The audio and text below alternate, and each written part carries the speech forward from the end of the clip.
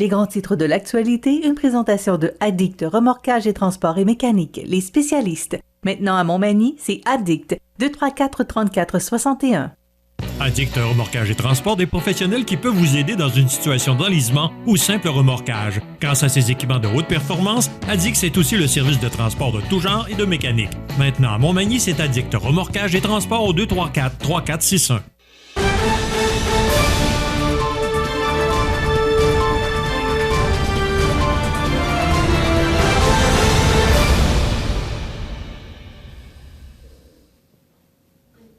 Les grands titres de l'actualité de ce lundi 6 février 2023. José Soucy, bon matin. Bon matin. José, bonne nouvelle. L'équipe dégagnée du capitaine Gilbert Lavoie l'emporte en classe sport. C'était la course en canot hier. Ouais. Une chance, il faisait un petit peu plus beau, un petit peu plus chaud. Ouais, on était bien hier, c'était moins 8 versus vendredi à moins 30, pas loin là, quand Écoute, même. D'abord, vendredi, ça devait être l'ouverture du carnaval parce que même en page titre, là, le carnaval n'a pas eu facile, là, Ouais. parce que c'était l'ouverture du carnaval. On l'a reporté le samedi matin à 10h. On l'a reporté le samedi après-midi à 14h. On a finalement commencé les activités, puis c'est le défilé samedi soir. Ça devait pas être chaud. Le caribou devait être... De mise, de mise. Donc, tenait à l'écart des courses sur glace depuis la pandémie. Les canotiers de Montmagny n'allaient pas manquer l'occasion de renouer avec la compétition. Le capitaine Gilbert Lavoie, accompagné de Vincent Cordeau, ainsi que de Simon et Michel Fortin, a associé leurs efforts avec Daniel Tremblay de l'Île aux Coudres pour participer à la course en canot sur glace du Carnaval de Québec, dimanche le 5 février, hier. Partant en 9e place sur la grille de départ, il faut le faire. Écoute, Quand même. Daniel Lachance, là, qui lui aussi, je ne sais pas, il était supposé de participer cette année, mais je n'ai pas eu de nouvelles, me racontait comment c'est difficile, et surtout les glaces. Mais cette année, imagine-toi qu'avec le froid qu'on a connu... Mais il est arrivé 3e, je pense, l'équipe à Daniel Je sais pas, Lachance. Parce que 3e place, c'est Thibaut GM, GRM, ARS et VO2 Gym. Là, j'ai pas les... c'est le nom du groupe, là, ça semble bizarre, mais je pense qu'il était dans l'équipe qui ont remporté la 3e position. On parle de Daniel Lachance. Mais je suis pas certain, là. C'est ce qu'on me dit, du moins. Là. Mais je vais tenter de rejoindre un de ces participants pour qu'il nous explique exactement comment ça se passe. Oui, ça serait intéressant. Au niveau de l'entraînement, José, là, ça a l'air que c'est extrêmement exigeant. Donc, l'équipe de Gagné qui a su prendre la première place au retour, sont partis 9e et ils ont gagné. Avec cette victoire, Gilbert qu'il complète ainsi sa 45e participation à la course du Carnaval de Québec. Il a ainsi connu les canots en bois, en fibre de verre et en fibre de carbone, passant de coureur débutant à expérimenté et à mentor. Donc, classement final, première place, Desgagnés. Deuxième place, Spectrum, La Taverne. Et en troisième place, Thibaut GM, JRM, ERS et VO2 Gym. Donc, bravo, félicitations. Ces équipes de Montmagny qui performent. Oui, absolument, oui. Pour la course en canot, cette traditionnelle course en canot de Québec. 2 équipes du coin dans le top 3, c'est pas rien. Dont la première position. Oui. Bravo. José, les pompiers se déplacent 2 fois sur l'avenue Louise pour un incendie là, on y est retourné le lendemain. Explique-nous. Absolument, là, c'est sur l'avenue Louise, une résidence, là, où il y avait beaucoup de fumée qui s'échappait de l'entretoit. Tu comprends que les pompiers Magny-Montois ont intervenu rapidement. Ils ont maîtrisé la situation, ça n'a pas été trop long. Par contre, fouille-moi pourquoi, là, le lendemain, il a fallu que nos pompiers retournent sur les lieux parce qu'il y avait encore de la fumée et des tissons. Mais à ce moment-là, ça a été encore, je te dirais, maîtrisé plus rapidement. Mais quand même, là, je veux dire, ça a fait jaser beaucoup à Montmagny parce que de voir les pompiers aller au même endroit à 2 reprises, mais je veux dire, c'est pas commun non plus. Hein? Mais il n'y a pas de blessés, pas de morts, et on cherche encore l'origine de l'incendie. L'enquête se poursuit concernant cet événement-là, Michel. José, dans le bulletin de nouvelles de ce matin, on faisait état là, des sorties de nos pompiers. Oui. Ces périodes pratiquement...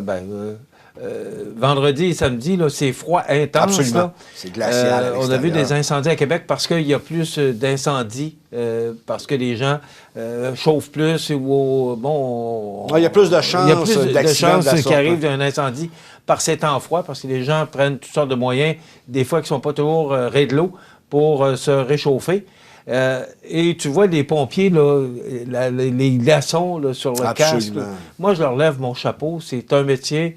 C'est vraiment une carrière qu'on veut faire pour ces gens-là. Je leur lève mon chapeau et je tiens à souligner l'importance que ces gens-là ont dans notre société. Et on ne le dit pas assez. Donc, on a un bon service ici, Michel, là, je tiens à dire. dire. On est gâtés, avec Pierre Boucher comme directeur. Absolument. Je les couvre souvent, puis lorsque j'ai besoin d'informations, M. Boucher, ça fait un plaisir de me la donner rapidement. Un 10 sur 10 pour nos pompiers ici, là, sincèrement. On est vraiment content de les avoir. Comme tu l'as si bien dit, Michel, là, c'est primordial parce qu'on oublie le travail qu'ils font. On prend ça pour acquis, alors que souvent, c'est des gens qui peuvent même sauver des vies.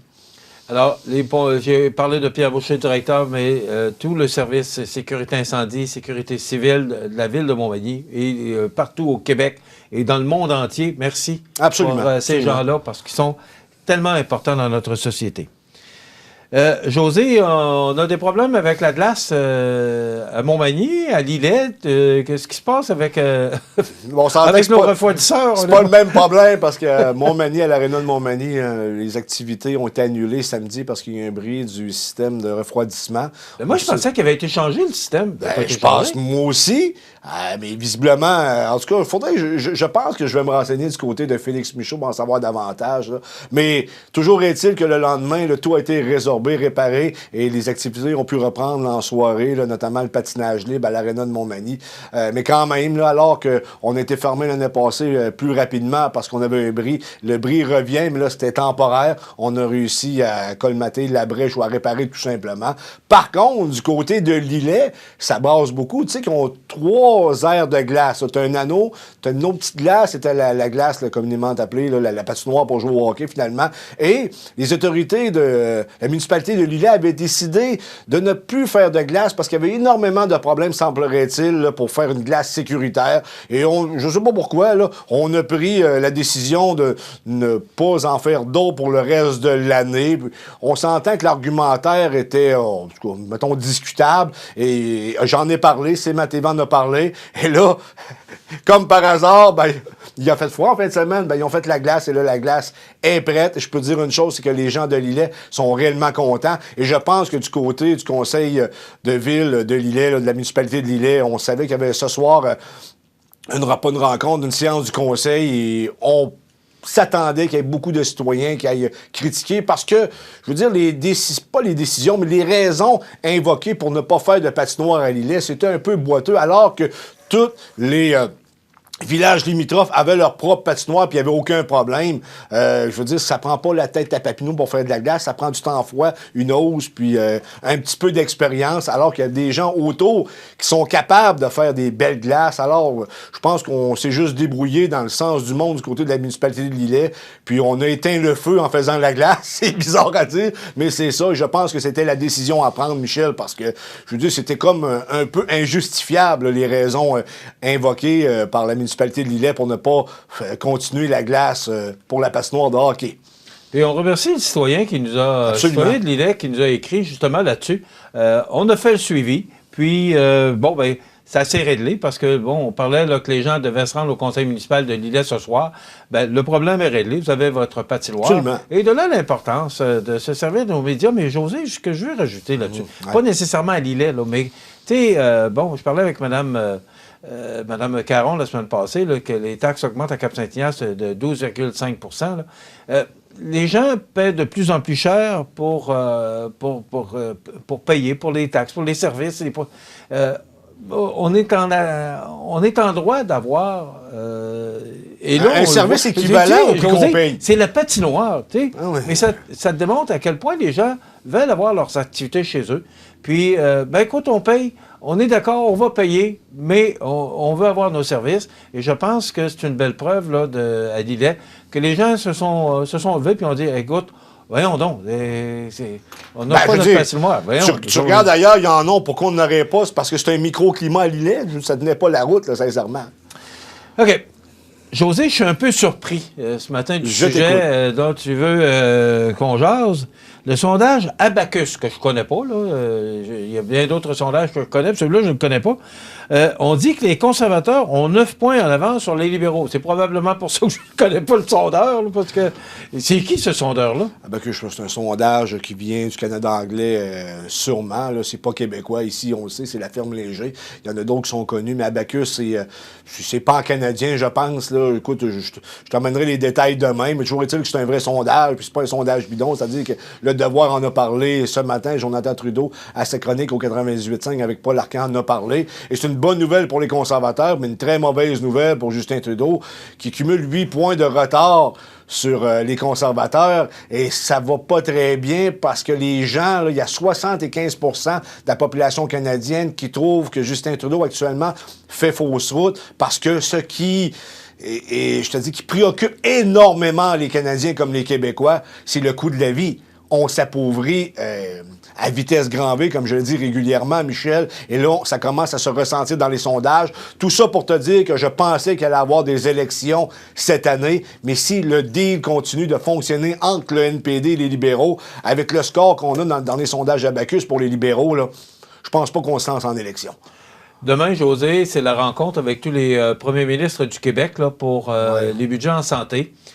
Probablement que M. Trudeau va s'organiser pour gagner quelques points, justement parce que là, on le sait, on ne sait pas combien, mais on le sait que M. Trudeau va ouvrir les goussets, là, puis donner plus d'argent en santé pour les provinces. Mais probablement, je ne sais pas ce que tu en penses, sous certaines conditions. Oui, mais en même temps, la situation économique joue contre Justin Trudeau. Il ne faut pas un chèque en blanc de même, là.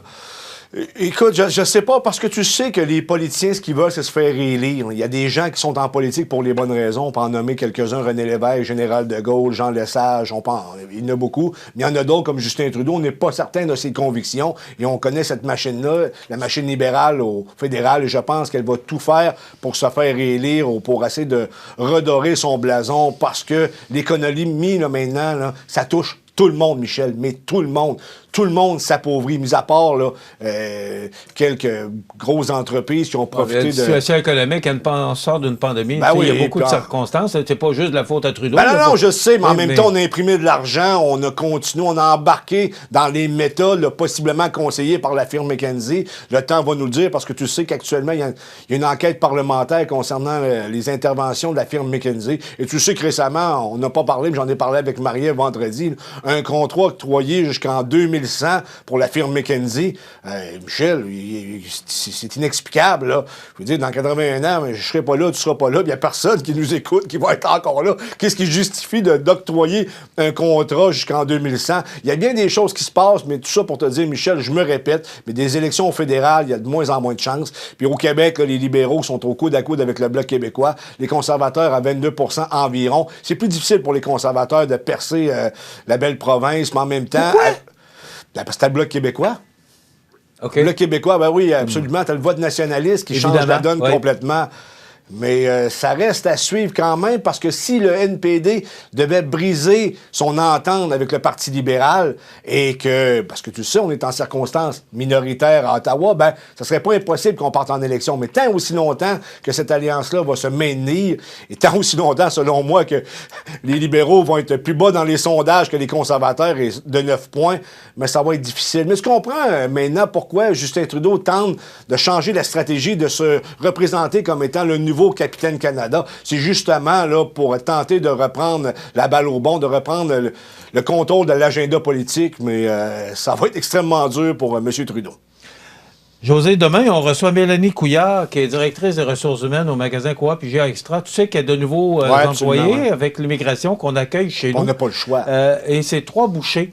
Puis, on en a donc besoin. Oui. Alors, avec Mélanie Couillard, demain, on va parler. Comment ça se fait, l'adaptation? Comment ça se passe? Là? Pas la même langue. Il y a beaucoup de choses. Là, mais c'est pas des francophiles, là, non? Oui. Okay. En tout cas, demain.